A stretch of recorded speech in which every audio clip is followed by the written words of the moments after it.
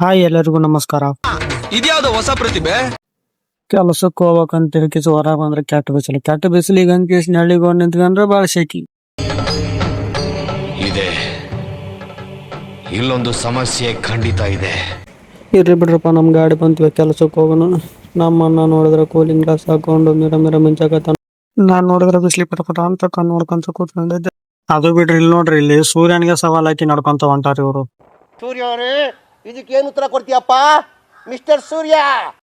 ನಮ್ಮ ಅಣ್ಣ ಗಾಡಿ ಎಷ್ಟು ಸ್ಪೀಡ್ ಓಡಿಸ್ತಿದ್ದ ಅಂದ್ರೆ ಹಿಂದ್ ಬರೋ ಗಾಡಿಗಳು ಕಣ್ಣಿಗೆ ಕಾಣ್ಲದಂಗ ಮುಂದಕ್ಕೆ ಹೋಗ್ತಾ ಇದ್ವು.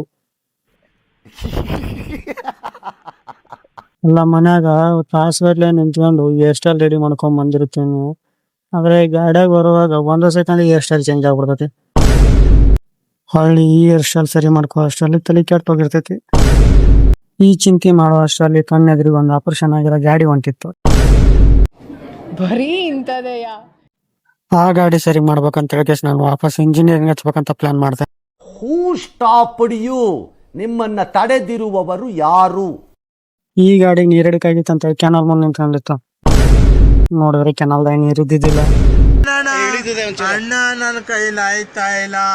ಇಂಥ ಬಿಸ್ಲಾಗ ಸಿಗ್ನಲ್ ಬೇರೆ ಹಾಕಿದ್ರು. ಸಿಗ್ನಲ್ದಾಗ ಕಂಡಪಟ್ಟು ನೀರಡಿಕೆ ಆಯ್ತು. ನೀರು ಕುಡಿಬೇಕಂತ ಅನ್ಸೋದೆ ನಮ್ಮ ಅಂಗಡಿನೂ ಬಂತು. ಹಂಗ ಒಂದು ಲೈನ್ ನೆನಪಾಕತೈತಿ, ಕೇಳ್ರಿ. ನನ್ನ ಬಿಟ್ಟು ಹೋಗ್ಬೇಕು ಅನ್ನೋದು ನಿನ್ನ ಆಯ್ಕೆ ಆಗಿತ್ತು.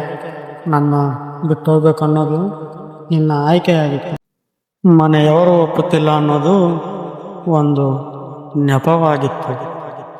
ಸೂಪರ್ ಅಣ್ಣ, ಹಂಸಲೇಖ ಅವ್ರೇನ್ ಬರೆಯಲ್ಲ ಅಷ್ಟೇ.